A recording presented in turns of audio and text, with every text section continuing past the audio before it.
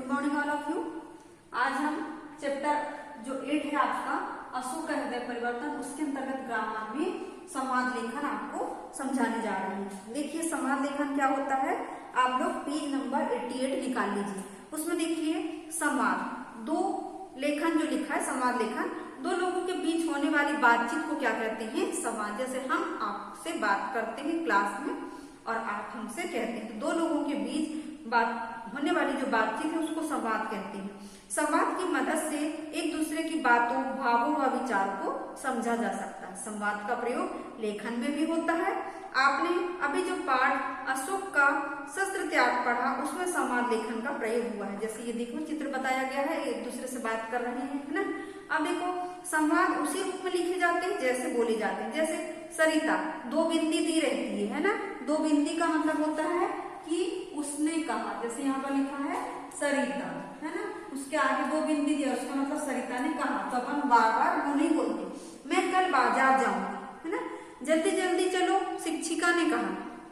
सोचिए आप अपने आसपास बहुत से लोगों को बात करते देखते हैं, क्या सबका बोलने और बात करने का तरीका एक जैसा होता है? नहीं, है ना, नहीं होता। सभी लोगों का बोलने का तरीका अलग अलग होता है। उनके विचार भी विभिन्न विषयों पर भिन्न होते हैं। ये विभिन्न विचार व अनुभव संवाद की मदद से ही जाने जा सकते हैं। संवादों का प्रयोग लेखन में भी किया जाता है, यानी लिख कर भी हम संवाद कर सकते हैं। सामने एक परिवार का चित्र दिया गया है, ये देखिए चित्र दिया है ना। परिवार में 5 सदस्य, माता पिता, 2 बच्चे और एक पालतू कुत्ता भी है ना। परिवार में नया फोन आया है जिसके बारे में परिवार के सदस्य बात कर रहे हैं। चित्र देखिए, साथियों के साथ चर्चा कीजिए और लिखिए कि चित्र में अलग अलग पात्र क्या बता रहे हैं। जैसे बोला गया है, हम संवाद का अपनी कक्षा में नाटक मंचन भी करें। संवाद लिखने की तैयारी, पात्र और परिस्थिति का अवलोकन करें। प्रत्येक पात्र के विचारों और वाचन का तरीका सोचें। संवादों का तार्किक क्रम निश्चित करें, है ना। फिर यहाँ पर ये बॉक्स बना, इसमें लिखा पावाक्र, इसको 2-3 भागों में विभाजित किया गया है। पात्र व परिस्थिति, वाचन का तरीका, संवाद का क्रम। ये क्या है, संवाद लिखने का आसान तरीका। अब यहाँ पर देखिए ये कहानी दी गई है ना, मियां नसरुद्दीन के बारे में। तो इसको हम आपको पढ़ के सुना रहे। देखिए नीचे दिए गए उदाहरण पढ़िए और संवाद का उपयोग समझिए। एक दिन एक भिखारी ने, मुल्ला नसरुद्दीन है ना, नहीं मियां नहीं, मुल्ला नसरुद्दीन का दरवाजा खटखटाया। मुल्ला उस घर पर की ऊपरी मंजिल पर था। उसने खिड़की खोली और बोला, है ना, क्या क्या चाहिए बोल रहा है। देखो मुल्ला नसरुद्दीन उस भिखारी से बोल रहा है, आप नीचे आइए फिर मैं आपको बताता हूँ, है ना। किसने कहा, वो जो भिखारी है उसने कहा, है ना।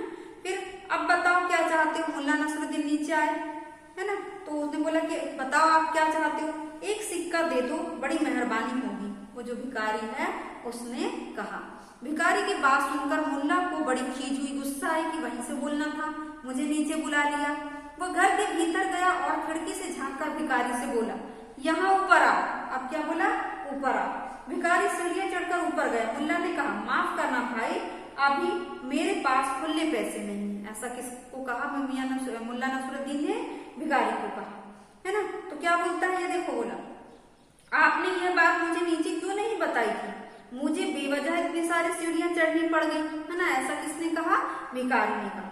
तो फिर तुमने मुझे पहले क्यों नहीं बताया था कि तुम्हें क्या चाहिए, मुझे बेवजह नीचे जाना पड़ा।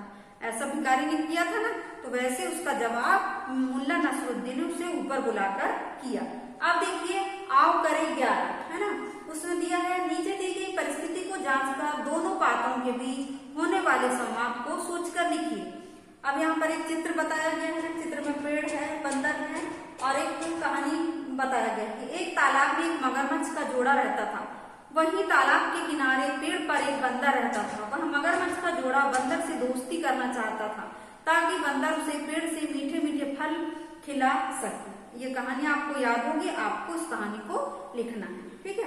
अब यहाँ पर दिया, सोचो और बताओ। कलिंग की राजकुमारी ने अपनी हिम्मत और बुद्धि के बल पर सम्राट अशोक को नतमस्तक कर दिया। आप भी अपनी बुद्धि से नीचे दी गई पहेलियां सुझाइए। जैसे इसमें दिया है, आरंभ कटे तो गीत बनूं, मध्य कटे तो संत बन जाऊं, अंत कटे तो साथी बन जाता, बताओ जरा क्या कहलाता, है ना। फिर दी गई रेखा को बिना काटे छोटा करके दिखाओ। अगला है, एक डिबिया में 40 चोर, सबका मुंह है काला, पूछ पकड़कर डिबिया पर रगड़ा, तुरंत हो गया उजाला। ये क्या है? माचिस है ना, जो हमको नहीं मालूम, हमने नहीं बताए हैं, आप लोग उसको सोचिएगा, उसके बाद हम बता देंगे। एक पिता ने अपने बेटे को एक वस्तु देते हुए कहा कि भूख लगे तो खा लेना, प्यास लगे तो पी लेना और ठंड लगे तो जला लेना। सोचिए और बताइए पिता ने अपने पुत्र को क्या दिया होगा, है ना।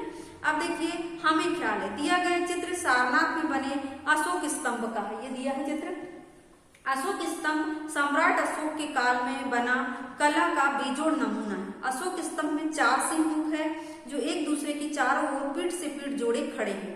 इसे भारत का राष्ट्रीय चिन्ह के रूप में अपनाया गया है। यह हमारी राष्ट्रीय धरोहर है। हमारी ऐसी राष्ट्रीय धरोहर को बचाना और संजो कर रखना हमारा महत्वपूर्ण है। तो आज जो है आपका ये जो फर्स्ट सेमेस्टर की पूरा जो चैप्टर है, बुक जो है खत्म हो चुकी है।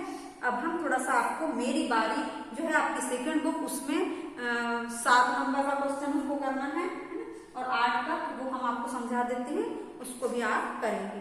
सोचिए 30 नंबर का पेज निकालेंगे सेकंड बुक में, उसमें देखिए, सोचिए आप किसी समुद्र के तट के पास घूमने जाना चाहते हैं। वहां आपको होटल में एक कमरा बुक करना है, जिसके लिए आप होटल मैनेजर को फोन करते हैं। आपने होटल मैनेजर के बीच में होने वाला संवाद सोचकर लिखना। जैसे हमने अभी आओ करे जो था 11 उसमें समझाए थे, वैसे ही आपको मेरी बारी 7 में अगर बनेगा तो करना है, ठीक है। अब देखिए मेरी बारी 8 में एक क्या है, गद्यांश है, उसको पढ़कर आपको प्रश्नोत्तर लिखना है। तो देखिए नीचे दिए गए गद्यांश को पढ़कर प्रश्नों के उत्तर लिखिए। सम्राट अशोक मौर्य साम्राज्य के सबसे शक्तिशाली शासक थे। उनका पूरा नाम देवनाप्रिय अशोक मौर्य था।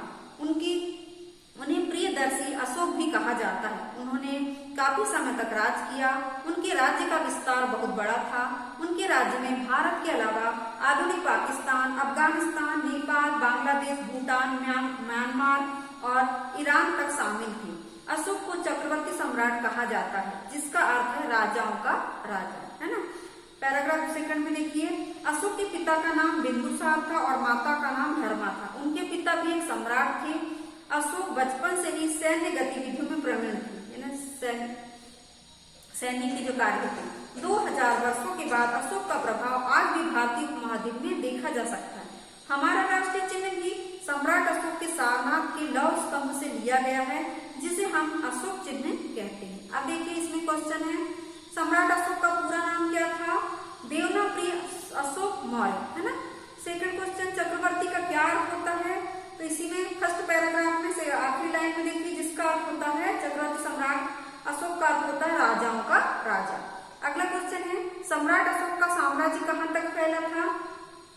तो उसमें सेकंड वाली लाइन में देखिए, फर्स्ट पैराग्राफ में उन्होंने काफी समय तक राज किया। उनके राज्य का विस्तार बहुत बड़ा था। उनके राज्य में भारत के अलावा आधुनिक पाकिस्तान, अफगानिस्तान, नेपाल, बांग्लादेश, भूटान, म्यांमार और ईरान तक शामिल थे।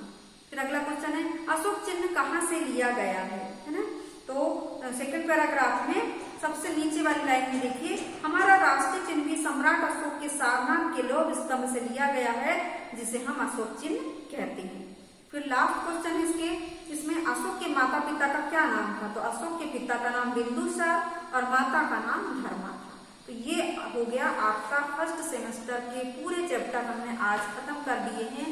आज आपको संवाद लेखन के अंतर्गत आओ कर 11 और मेरी बारी 7, 8 आपको करना है। ये आपसे बनेगा तो आप लोग करेंगे और नहीं तो फिर इसको छोड़ देंगे, है ना। तो आज की कक्षा हम यही समाप्त कर रहे हैं। अगला जो वीडियो आपको डलेगा उसमें आपको रिवीजन होगा, यानी जो अपने 7 और 8 नंबर का चैप्टर जो कि टेस्ट में नहीं आया था, क्योंकि फर्स्ट लेवल टेस्ट में 3 चैप्टर दिए थे हमने, सेकंड लेवल टेस्ट में 4, 5, 6 दिए थे। तो अब अपने 2 जो है वो रिवीजन करने के लिए बाकी हैं, तो वो हम रिवीजन करेंगे और एक रिवीजन जो बचा था वो भी हम आपको करवा देंगे। तो आज की कक्षा बच्चों हम यही समाप्त कर रहे हैं। धन्यवाद बच्चों।